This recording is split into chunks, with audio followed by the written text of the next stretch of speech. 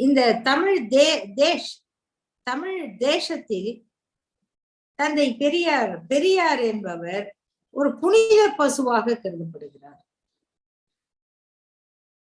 ஆக இப்படிப்பட்ட கருத்துக்கள், ஆனா இதே நீதிமன்றத்துல ஒரு பகுத்தறிவு சிந்தனையோடு செயல்படுகிற ஒரு சகோதரி முருகனுடைய படத்தை வெளியிட்டு, அவர் 2 திருமணம் பண்ணிக்கிட்டாரு, அவரை கும்பிடுகிறவர்கள் உங்கள் கணவர் இப்படி செஞ்சா ஒத்துக்குவீங்களா அப்படிங்கிற மாதிரி ஒரு கருத்தை பதிவிட்டு இருந்தாங்க. அவங்க ஒண்ணும் பெரிய ஆபாச கருத்தெல்லாம் போடல.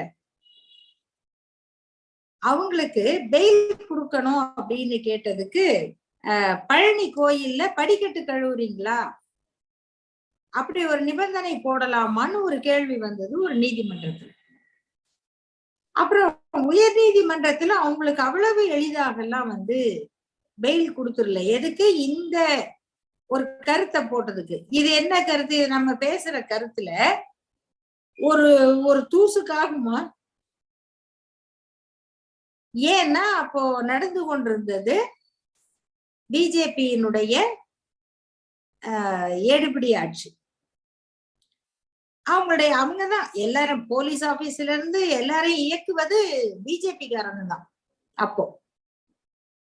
அப்போ அந்த ஒரு சகோதரிக்கு ஒரு பெண் அவங்க வீட்டை விட்டு வெளியில இருக்காங்க, ஆன்டிசிபேட்டரி பெயில் கேட்டுக்கிட்டு இருக்காங்க. அப்படிங்கும் போது நம்முடைய நீதிபதிகள், பார்ப்பனர் அல்லாத நீதிபதிகள், இந்த தத்துவத்தை ஏற்றுக்கொண்டவர்கள் ஏற்றுக்கொள்ளாதவர்கள் யாராக இருந்தாலும் இது ஒரு சமூகத்துக்கு நல்லது இல்லையே அப்படிங்கிற மாதிரி நினைக்கிறாங்க. ஏன்னா நமக்கு நீதி என்பது நமக்கு சொல்லி கொடுக்கப்பட்டது. ஆனால் அவர்களுக்கு நீதி என்பது அப்படிப்பட்டது அல்ல. அப்போ தாங்கள் ஏற்றுக்கொள்ளுகிற கருத்தை சொல்லுகிற ஒருவர் அப்படிங்கும் போது அவருக்கு இப்படி ஒரு தீர்ப்பை வழங்குவதில் நீதிமன்றம் எந்த ஒரு தயக்கமும் காட்டுவதில்லை. சங்கராச்சாரி அவர்கள் ஜெயேந்திர சரஸ்வதி அவர்கள் மீது கொலை வழக்கு. யார கொன்றது? கொல்லப்பட்டவர் யார்? சங்கர்ராமன் யார்? அவரும் பார்ப்பனர். ஒரு பார்ப்பனர் கொல்லப்பட்டால் அது எவ்வளவு பெரிய பிரச்சனை. பெண்கள் எத்தனையோ பேர் கொல்லப்பட்டிருக்கிறார்கள், எவ்வளவோ பேருக்கு பாதிப்புகள் ஏற்பட்டிருக்கின்றன. சுவாதி என்கிற பெண் ஒரு ரயில் நிலையத்தில் வைத்து வெட்டி கொல்லப்பட்ட போது அவர் யாரென்றே தெரியாவிட்டாலும் நாமும் அந்த அதிர்ச்சிக்கு உள்ளாகி இருக்கிறோம். நாம் எல்லோரும் அதிர்ச்சி அடைந்தோம். இப்போதும் அந்த அதிர்ச்சி இருக்கிறது. இன்று வரையில் அந்த வழக்கின் உண்மை குற்றவாளி யார் என்றே கண்டுபிடிக்காமல் ராம்குமார் என்ற ஒரு இளைஞன் கைது செய்யப்பட்டான். அவன் தொண்டை தானே அறுத்து கொண்டதாக சொன்னார்கள். அடுத்து சிறைச்சாலைக்குள்ளே ஒரு வயரை கடித்து இறந்து விட்டான் என்பதோடு அந்த வழக்கு முடிக்கப்பட்டு விட்டது. ஏனென்றால் அதில் கொல்லப்பட்டவர் பார்ப்பன பெண் என்கிற காரணத்தினால் அதற்கு மேல் அவர்கள் வீட்டிலே போய் விசாரிக்க கூடாது என்றும் நீதிமன்றம் அவங்க விசாரிக்கிறாங்க, எங்களுக்கு மன உளைச்சலா இருக்கு அப்படின்னு அவர்கள் குடும்பத்தில் இருப்பவர்கள் சொன்னால், எந்த காவல்துறை ஒரு பெண் இப்படி கொல்லப்பட்டால் அவர் வீட்டுக்குள் சென்று விசாரிக்க கூடாது என்று வேறு யாருக்காவது இப்படி ஒரு சிறப்பு சலுகை கிடைக்குமா என்ற கேள்வி எழுந்தது. ஆனால் அதே நியாயம் சங்கர்ராமன் என்ற பார்ப்பனருக்கு ஏன் கிடைக்கவில்லை? ஏன் கிடைக்கவில்லை என்றால், அந்த ஒரு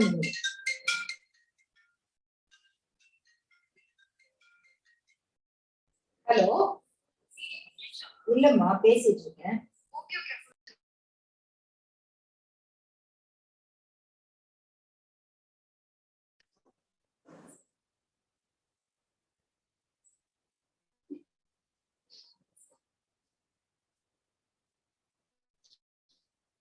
சங்கர்ராமனுக்கு ஏன் அந்த நீதி கிடைக்கவில்லை என்று சொன்னால், அங்கே குற்றம் சாட்டப்பட்டவர் அவரை விட பவர்ஃபுல் பார்ப்பனர் ஜெயேந்திரன்.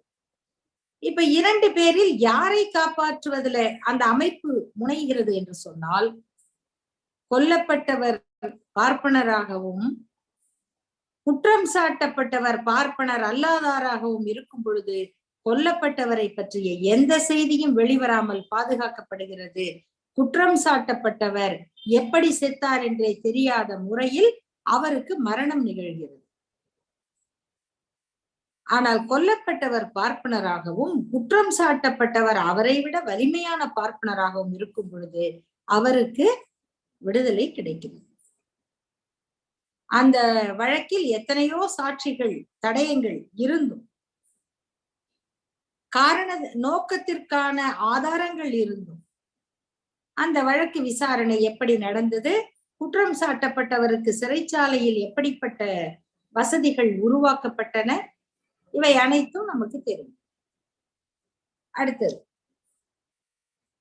நம்முடைய தமிழ்நாட்டின் புகழ்பெற்ற ஊழல் வழக்கு.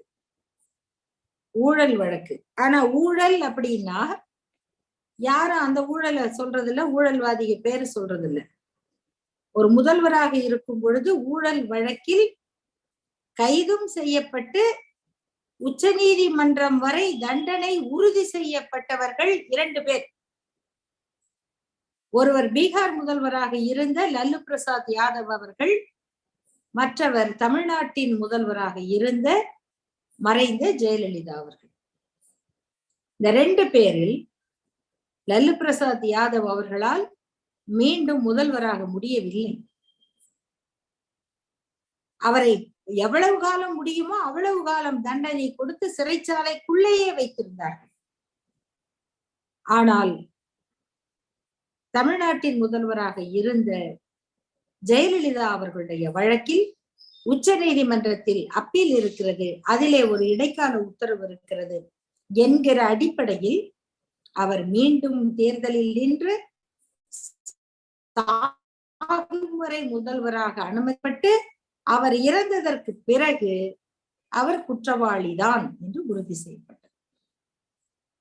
அந்த சலுகை அல்லது அந்த வாய்ப்பு ஏன் திரு லல்லு பிரசாத் யாதவ் அவர்களுக்கு கிடைக்கவில்லை? இந்த கேள்விகள்